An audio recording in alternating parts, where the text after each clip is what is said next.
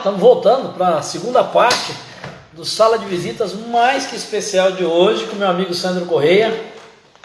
E a gente está aqui pelo Instagram ao vivo e com uma galera, estamos conversando aí bastante sobre muita coisa interessante da primeira parte dessa entrevista. A turma já está voltando aí, Adriana Milanês, né, direto lá do estado querido do Pernambuco, né? Acho que eu acertei agora, né, Adri? Acho que eu acertei.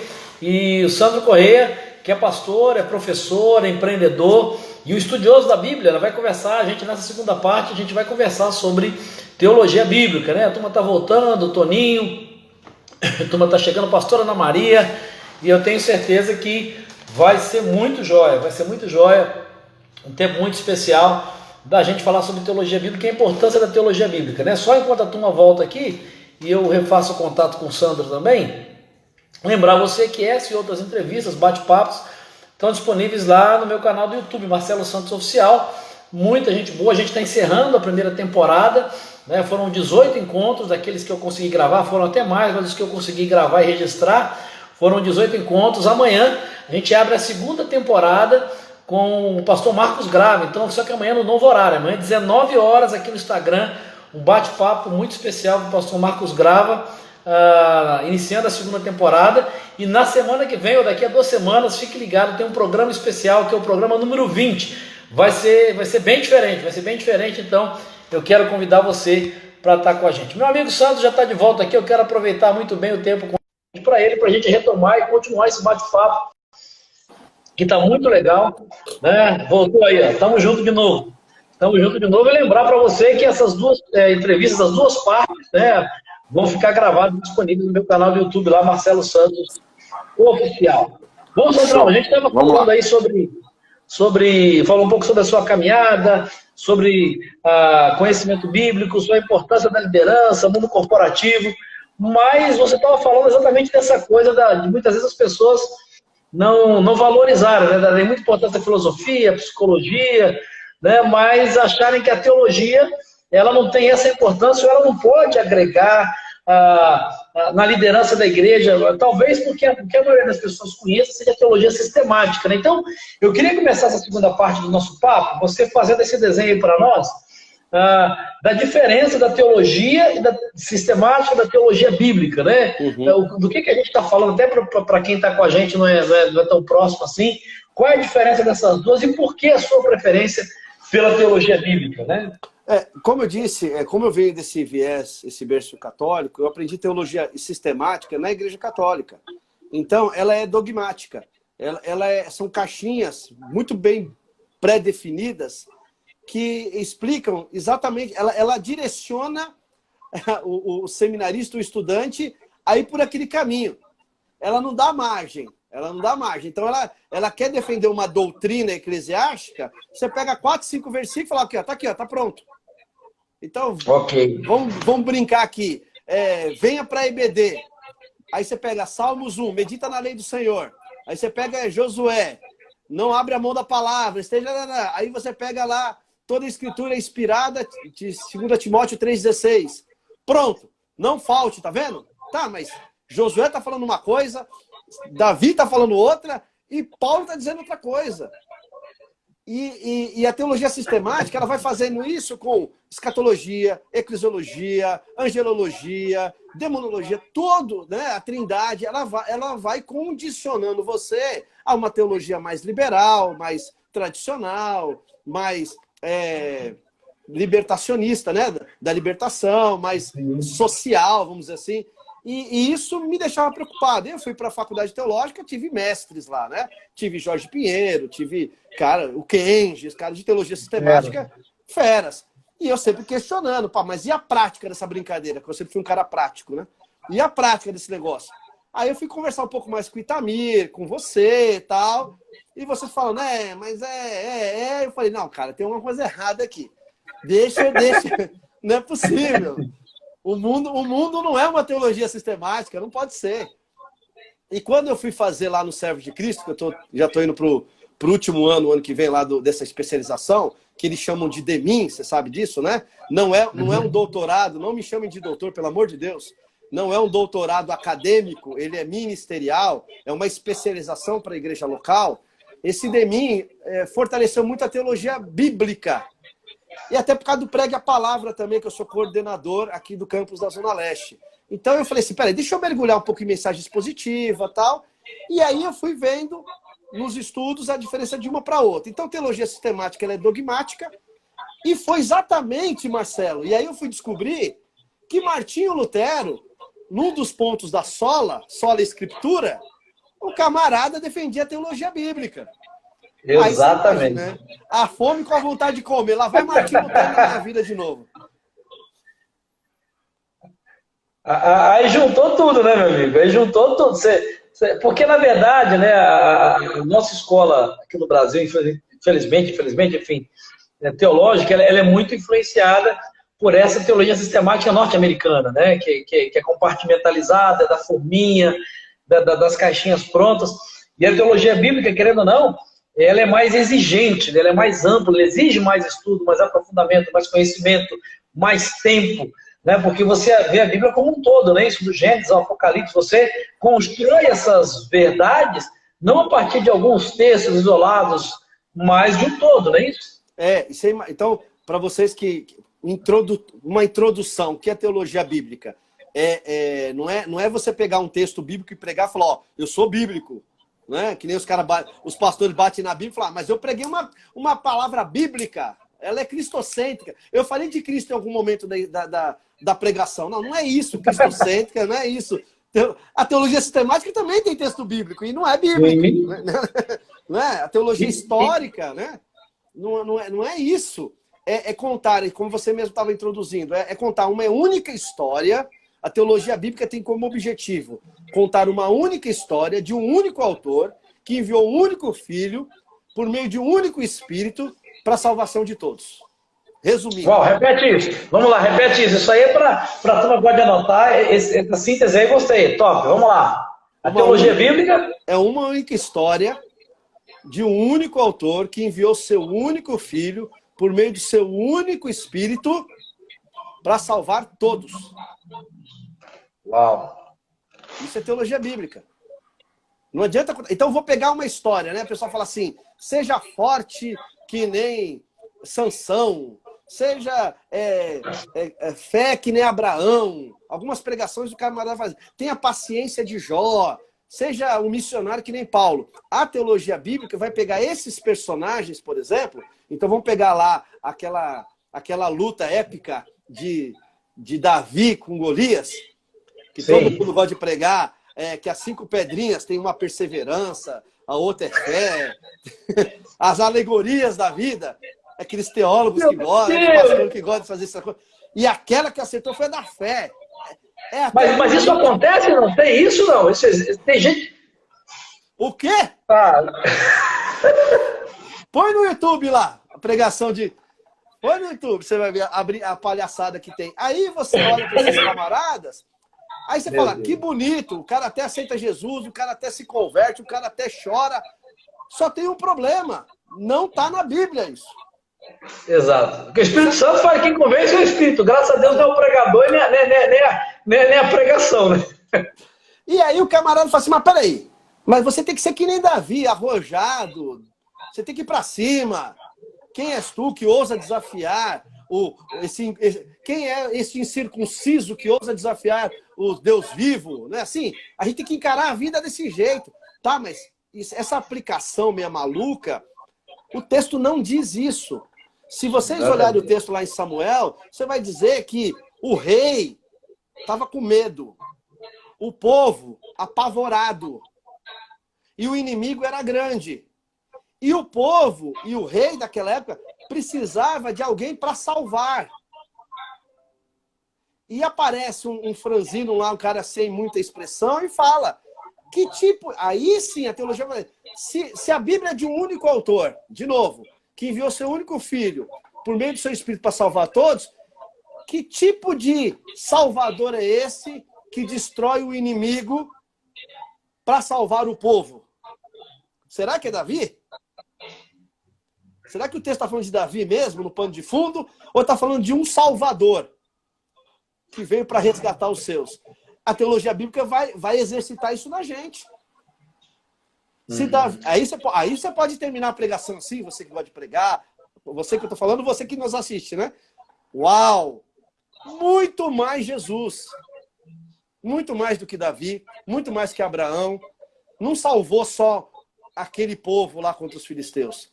Ele nos salvou da morte, do pecado, do diabo, do mundo e nos resgatou eternamente. Não foi só uma luta que aconteceu lá entre Davi e Golias. A luta de Jesus começou aqui e terminou na cruz. E de uma vez por todas somos salvos. A teologia bíblica vai direcionar nossa mente no Cristo.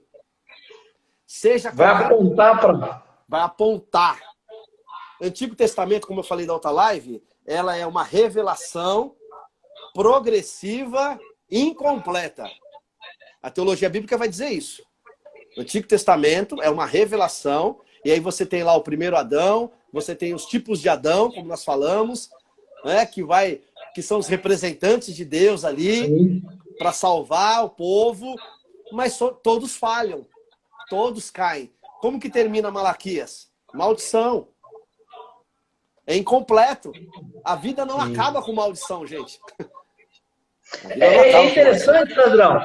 É interessante que a teologia bíblica ajuda a gente a fazer uma exegese correta, né? Para quem está com a gente aí na familiaridade do termo, a exegese é a ferramenta que a gente usa para estudar o texto bíblico, escavar o texto bíblico e tirar do texto tudo que ele tem, com contexto, enfim, né? E quem usa muito alegoria costuma brincar, né, que faz a exegese, que é colocar no texto tudo que o texto não tem. Então, a teologia bíblica é um caminho muito interessante para nos ajudar a fazer uma exegese do texto e não uma exegese. Né? E eu acho que uma outra coisa interessante que você está sinalizando, que ela ressalta, ela destaca essa questão de que nos empurra, nos leva para uma hermenêutica cristocêntrica, onde Cristo é o centro. Né? O que vem antes aponta para Cristo, o que vem depois é a partir do Cristo. Né? E isso ajuda na exposição de qualquer texto, seja do Antigo Testamento ou do Novo Testamento. A teologia bíblica trabalha com essa ideia de que Cristo é o centro, né? Naquele texto que você usou, né? Esse único Filho é o centro dessa mensagem de Deus, do Evangelho. E o detalhe é que Gênesis, na teologia sistemática, é o início, é a criação, e Apocalipse é a escatologia, é o final dos tempos. Isso é a teologia sistemática. E tudo bem, não estou falando que ela não presta ou não serve. Tudo bem pensar assim. Porém, numa forma um pouco mais ampla, e eu chamo a teologia bíblica de um alicerce, de uma fundação, que aos olhos nus a gente não enxerga. Precisa de uma exegese, de uma hermenêutica, como você bem colocou. A sistemática você enxerga a olho nu. Tanto que muitos pregadores, pregadores não, biblistas, melhor dizendo, quando eles escrevem os comentários deles e os subtítulos, é por teologia sistemática, não é teologia bíblica aquilo. Sim. Então, eu fui pregar uma vez um dia na igreja e mostrei para o seminarista. Olha o subtítulo. Agora, olha o que está escrito. O que tem a ver com o subtítulo? Ele falou, não tem. Então, assim, um dia eu vou ter o privilégio de pregar lá na IBG, como eu preguei em algumas igrejas, e está escrito lá, a parábola do filho pródigo. Estava pensando nisso agora. Tá, mas a parábola da dracma perdida, a parábola da ovelha perdida. Não tem mal, pelo amor de Deus, você que já pregou isso, eu já preguei também assim. Mas quando você vai para a teologia bíblica, você vai ver no texto de Lucas que Jesus contou uma parábola. Ele não contou 3 parábolas. O texto está dizendo, não sou eu que estou dizendo. Eu preguei isso aqui na Ebenezer, aqui do lado da minha casa, pastor Wagner, que é um doce de pessoa. Eu falei, irmão, vocês me perdoem, mas eu não estou inventando o texto, mas o texto está dizendo que é uma parábola, com 3 histórias. Isso. E a parábola não é... O eixo é o mesmo. E um detalhe, Marcelo, a teologia bíblica vai nos direcionar dizendo o seguinte, a parábola não é da ovelha perdida, é de um homem que perdeu uma ovelha. Boa. A parábola não é de uma dracma perdida, é da mulher que se alegrou. É o homem que se alegrou com a ovelha, é a mulher que se alegrou com o dinheiro e é o pai que se alegrou com o filho. O centro da história não é o centro, né, é o pai, é a mulher, é o pastor. Então, as 3 histórias estão falando de contentamento. A alegria de estar presente. Reconquistei minha ovelha, achei o dinheiro e meu filho voltou. É a história do homem, da mulher e do pai. É interessante, né? Deixa eu fazer uma pergunta para você aqui. O João Paulo, eu não, na verdade, para trazer para o nosso papo a turma que está com a gente, o JP que está com a gente aqui, Opa! ele está fazendo uma pergunta para você. Ó. Quais dicas você daria para delimitar um texto para uma pregação bíblica expositiva? Ó, legal, boa pergunta, excelente. Nós somos condicionados, meu amigo JP, de ler as narrativas condicionadas aos subtítulos ou os capítulos e versículos. Eu vou pregar Isaías capítulo na ceia, Isaías capítulo 1, do versículo 1 ao 5 ao 6, mais ou menos. Vou nessa perícole. Mas eu vou ler o panorama de Isaías. Eu vou ler tudo de Isaías. Eu vou ler as histórias de Isaías até o final. Pô, mas até o final do capítulo eu vou ter que ler pelo menos algumas partes cruciais. Então, a primeira dica é: leia o texto inteiro, não só uma parte dele. Senão você vai ficar surtado. Se o texto para entender o contexto macro, né? Você vai pregar lá, portanto, rogo-vos, pois, irmãos, ele está concluindo o 11. Ele não está começando o 12. Finalmente o quê? O que ele está dizendo. Sermão do Monte, essa é o melhor exemplo, viu? Sim. Melhor exemplo.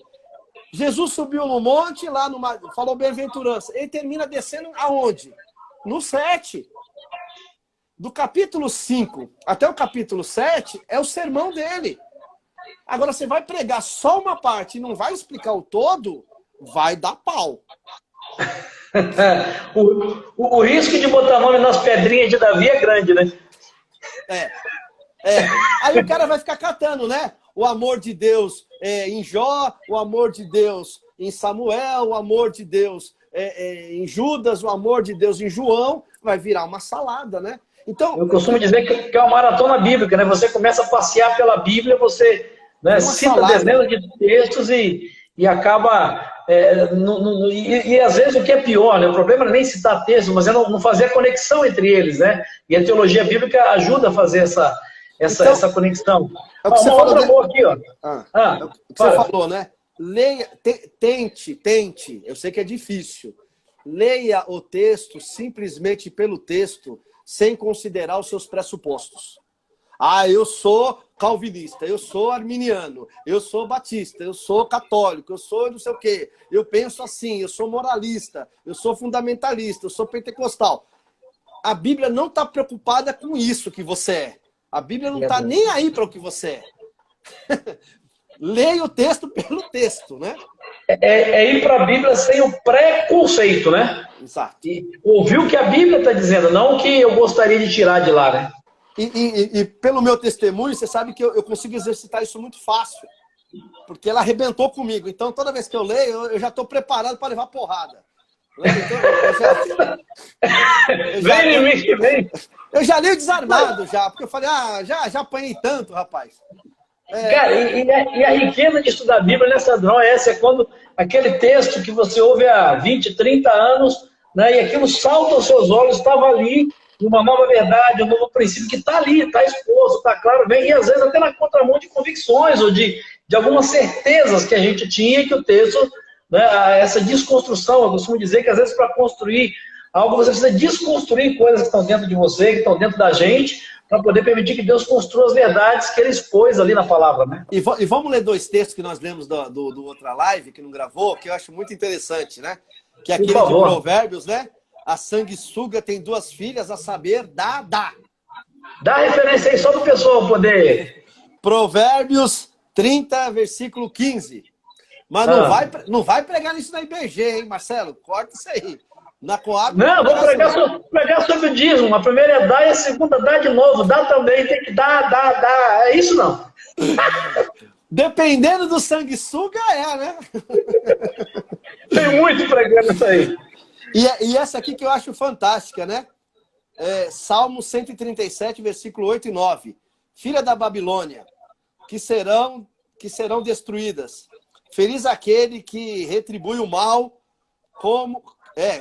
retribui o mal que fizestes a nós. feliz aquele que pegar teu filho, olha que bacana, e esmagá-lo contra a pedra. Olha que legal, cara. A teologia da vingança. Bem-aventurado quem revidar, pô. Bateu, levou, amém? No futebol vale, viu? No futebol vale. Não dá base bíblica. Não dá base bíblica porque tem uns caras que já estão na prática, só precisa da base bíblica. Como é que você resolve isso? Como você resolve isso? Enxergando, como a gente disse, né? O que o salmista está dizendo nos primeiros versículos? Primeiro, entender que Salmos não é uma narrativa, é uma poesia. A teologia bíblica, pegando de novo o JP, fala assim, JP, a teologia bíblica, ela é uma metanarrativa, ela não é uma narrativa só. Ela é um todo. E o todo aponta para o Cristo. E quem nos dá essa unção, esse poder, é o Espírito. Então, a gente só consegue pregar. Provérbios é dito populares. O que é sanguessuga na época de Salomão, por exemplo? Eu tenho que entender o que é isso. Eu tenho que pegar o livro de história, pegar as aulas de história lá com o Marcelo e ver lá o que é sanguessuga naquela geração. O que representava uma sanguessuga naquela geração.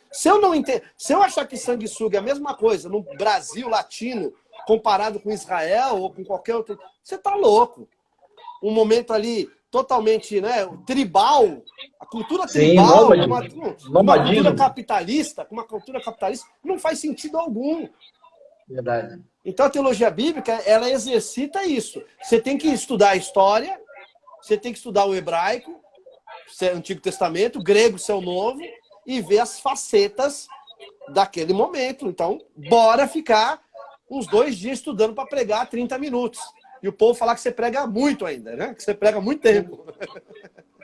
O problema, né? O desafio, na verdade, é que a teologia bíblica não dá para resolver no sábado à noite que vai pregar no domingo e criar 3 ideias e criar 3 pontos, né? Não adianta. Não adianta pegar o comentário da anotada e falar que é teologia bíblica, né? 3 pontos do Russell Shedd e falar que Deus te revelou. Tem muito batista que faz isso, né? Imagina. Nada contra o Russell Shedd. Ele estudou, mas o camarada Ctrl-C, Ctrl-V e vai. Mas né? isso acontece também, não? Não, que isso. Pura revelação agora. Deixa eu te fazer outra pergunta que está aqui no Flávio Teixeira, está fazendo aqui, ó. A teologia bíblica desconsidera totalmente a teologia sistemática? Não. Como eu disse, elas andam juntas. Porém, uma é a base, e aí com uma boa teologia sistemática, você anda bem, porque você tem a base, você já sabe o princípio, você já sabe o conceito. Aí você pode brincar com a teologia sistemática. O problema é você preparar um barquinho sem embaixo estar estruturado. Preparar uma casa sem o alicerce. Vai quebrar. Diz que o bambu é assim, né? O bambu cresce para baixo, para depois você ver o tamanho do bichão. Mas a teologia bíblica é esse bambu, é a raiz. Vai, vamos trabalhar assim. Ô, Fábio é minha ovelha. Fábio, é a raiz. Então, uma árvore, quando você vê que árvore linda, olha quantos frutos, é porque a raiz é boa. Então, a teologia sistemática boa tem uma boa teologia bíblica como raiz, tá? Não desconsidere, não, porque a teologia sistemática ajudou muito. Tem muita gente boa de teologia sistemática que domina e pode mandar bem, mas eles fazem a leitura. Saião, Jorge Pinheiro, como eu já falei aqui no nosso meio, os caras manjam muito teologia sistemática, mas com certeza tem uma base de teologia bíblica. Eu gosto de um cara chamado G. Cabil, e ele diz o seguinte, né, no livro dele lá de teologia, que a grande sacada da história toda, que nós acabamos de falar, uma única história dizendo tudo isso, de um único autor que enviou seu único filho, pelo poder do seu único espírito, é fazer um paralelo da Segunda Guerra Mundial, conhecido como o Dia D, que nós falamos isso também na outra live, né, Marcelão? Sim. O Dia D, chamado também de... Eu fui buscar aqui na história, no dia 6 de junho de 1944, quando foi os desembarques das tropas aliadas na Normandia, no norte da França, e falou, ganhamos dos nazistas. Foi considerado o Dia D. A teologia bíblica vai falar, isso aí é a primeira vinda de Jesus. O inimigo foi derrotado, Jesus veio. O inimigo foi derrotado. Nasceu o Messias. Plenitude dos tempos. Mas, quem conhece história, sabe que o dia D ele não terminou por completo. A vitória não estava decretada ainda. Estava o dia mas não foi. O dia V, que é o dia da vitória, aconteceu 1 ano depois, praticamente. Foi em maio, 8 de maio de 45. Quer dizer, um foi em junho e outro em maio do ano subsequente.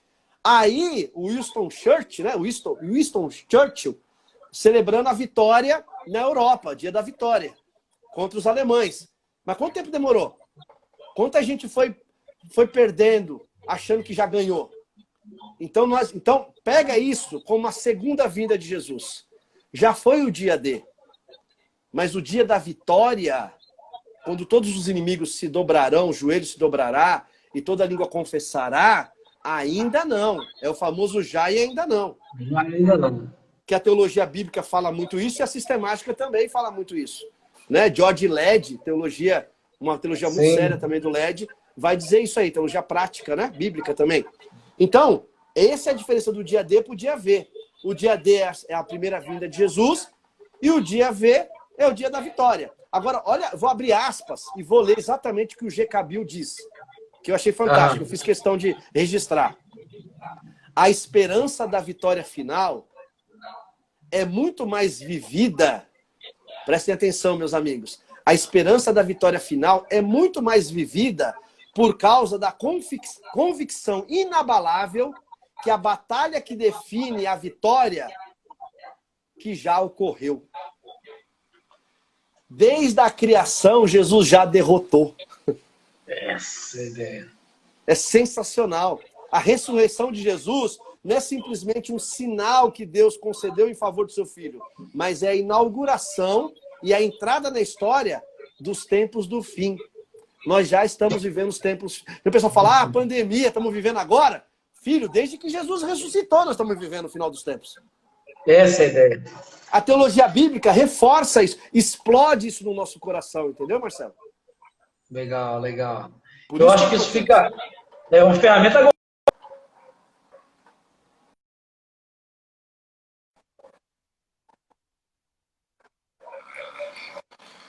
Na teologia bíblica, né? Básica, leitura básica, uma coisa mais profunda. O que você indicaria de leitura? Depois eu vou colocar aí no histórico lá do YouTube. Teologia Bíblica, Introdução. Para quem quer começar a entender melhor esse livro aqui. Cara, é um livro muito gostoso de ler, prático. 156 páginas. Em uma noite você lê tudo isso aqui, rapidinho. Da série 9 Marcas. 9 Marcas. Da igreja, né? 9 Marcas. De uma igreja saudável. Mark Denver.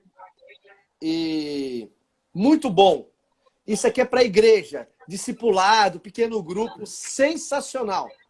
Eu dei um treinamento para meus líderes, isso aqui. Muito Teologia legal. Bíblica, Mark Denver, da série 9 Marcas de uma Igreja Saudável. Esse é o introdutório. Isso. Introdutório. Aí o camarada quer se especializar um pouco mais. Ele quer ir para cima. Então, vamos lá. Tem esse aqui da Vida Nova, do Goldsworth, Introdução à Teologia Bíblica. Muito legal. Muito didático. Cara, olha... É sensacional. Introdução à Teologia Bíblica, qual editor e qual autor? A editora Vida Nova, o autor é o Goldsworth. Ok. Legal. Eu vou botar lá no histórico lá do YouTube, lá eu vou colocar na descrição. Beleza. E para quem quer sustância mesmo, quer mergulhar na teologia bíblica? Vai tremer aqui, ó. Esse aqui é o G. Cabil, que eu acabei de ler. Teologia Bíblica do Novo Testamento, a continuidade teológica do Antigo. Legal. 800 páginas desse camarada aqui. Vocês vão tremer. E tem um livro aqui, um comentário desse livro aqui, que é o dobro dele. No.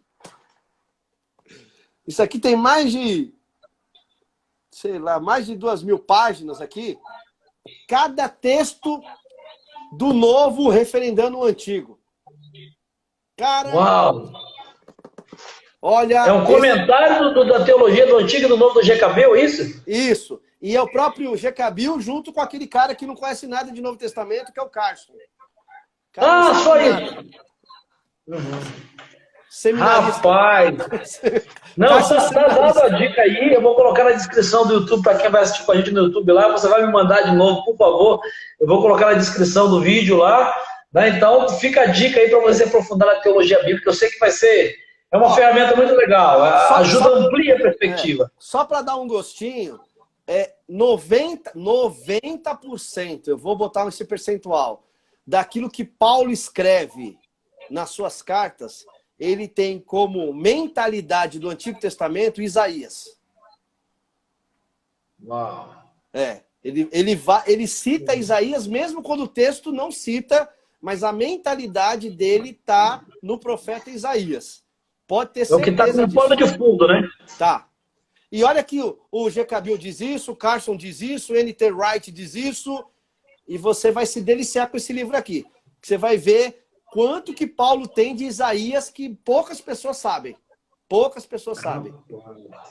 Fica a dica para você que está com a gente aí. Meu amigo, foi, rapaz, catolicismo, protestantismo, liderança, MBA, Peter Drucker, GK Bill, teologia bíblica.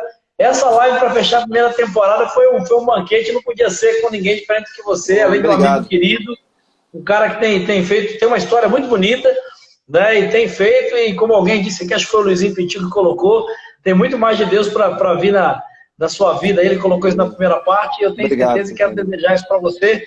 Agradecer pelo seu tempo aí, né? Nós estamos aí desde as 5h30, 1h30 batendo papo aí, e ficaria mais umas 2 horas, com certeza. Mas assunto é que não falta, né, meu amigo? Hã? Assunto é que não falta, né, meu amigo? Não vai faltar, com certeza. Faltou um café de novo, né? A gente tá à base de água hoje aqui, ó. Mas eu quero agradecer a você, de verdade, pelo papo. Foi um tempo muito especial, né? Adriana Milanês, lá de Pernambuco, tá agradecendo, querida ovelha minha. Até hoje a minha ovelha missionária, nossa lá, abençoadora lá. Agradecer você por estar com a gente. Queria deixar esse tempo final para você dar uma palavra aí para quem está com a gente, vai fechar essa live aí. E agradecendo a você, Carlinha, né? Sempre querida demais, sempre solista, seus filhotes, pessoal da PIBAC aí. Que Deus te abençoe na caminhada aí. Fica aí para você fechar dizendo o que tiver no seu coração. Bem, muito obrigado, gratidão, do fundo do meu coração, pela sua vida, sua família, seus filhos. Você sabe que vocês estão no nosso coração aqui, é família nossa também.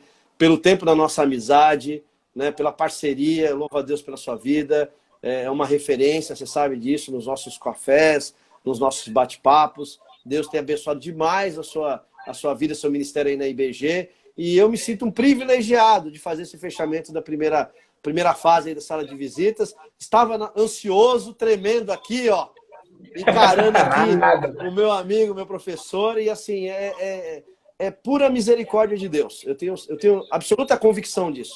Nada que eu tenho aqui é por mérito. Eu entendo claramente que se não fosse a graça do Senhor Jesus, absolutamente nada seria pó e não teria nenhum tipo de oportunidade de ter esse encontro tão maravilhoso com Jesus. E no mais é consequência, né? Profissão, até o ministério, família, tudo isso é consequência de uma escolha que o Senhor me convenceu de tomar, de estar do lado dele, e ele me deu família, me deu trabalho, me deu amigos queridos, professores amados que se tornaram amigos, irmãos, e você que nos assiste, eu digo assim para você, nos momentos mais difíceis da minha vida, nos momentos de mais aflição, quando eu achei que não tinha chão, foi ali que o Senhor falou assim, calma, que eu tô aqui, eu nunca te abandonei. Então, quando a gente lê lá, ainda que eu passe pelo vale da sombra da morte, o Senhor continua sendo o nosso pastor. Independente. Ele, enquanto as pessoas falavam assim, ó, esse não tem jeito, eu sempre ouvi isso da minha família, ouvia isso dos meus amigos, esse aí não vai vingar. E o Senhor, com a mão poderosa dele, não me castigou e não pesou a mão dele sobre a minha vida, mas ele me pegou no colo e continua me pegando. E todos aqueles que de bom grato aceitarem, não é porque sou pastor ou porque sou alguma coisa, é porque eu sou ovelha dele, como eu e você. Nós somos ovelhas do mesmo pastor. E graças a Deus por isso. Então, o meu recado é o seguinte, continue sendo pastoreado por Jesus. Não existe outro pastor que não seja ele. Nós somos servos e, como eu digo lá na igreja, meu amigo, nós temos ovelhas por consignação. Nós vamos devolver para ele e vamos junto no pacote, se Deus assim permitir. Vamos todo mundo junto. Né? Ele é o dono, né? Ele é o dono do rebanho, nós estamos só supervisionando. E aí de nós, né? Fica se achando muito, vai? Você vai ver para onde você vai. Mas vamos junto nessa caminhada. Um beijo no coração, no seu coração, na IBG, que eu amo de paixão. É um prazer sempre quando você vai lá na PIBAC, quando eu estou aí com você. É muito bom esse ambiente agradável. Esse nome Graça é um nome fantástico, é o meu ministério. A minha, como alguns dizem, né? A minha chave hermenêutica é o Evangelho da Graça de Deus. Sem ele, nada somos, e é por ele e para ele que são todas as coisas. Muito obrigado, mais uma vez.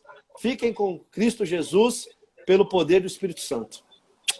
Amém. Obrigado, meu amigo. Esse é o Sandro Correia, agradecendo a turma que está com a gente. O Jamir Júnior, amigo querido, né? De mais de 30 anos aí. Uau. Amigão, lá de Niterói, está hoje aqui em Perdizes, querido. Adriana, mais uma vez, pastora Ana, Luiz Antônio, o Wellington Leme, essa turma toda que está com a gente. E quero te agradecer, viu, Sandrão? Seu amigo querido, beijo para você, para Carla, né? E convidar você que está com a gente para amanhã, primeira live da nova temporada, 19 horas, né? Pastor Marcos Grava, vai ser muito especial, caminhando no programa número 20, que vai ter vários convidados e você não pode perder, tá bom? Se quiser assistir de novo, daqui a pouco vai estar no meu canal, youtube.com/Marcelo Santos Oficial, e siga o Sandro Gomes Correia também nas redes sociais, aí com certeza vai ser bênção. Abraço, meu amigo. Até a próxima, viu? Beijão, abraço. Bom demais. Valeu, obrigado. Amo você.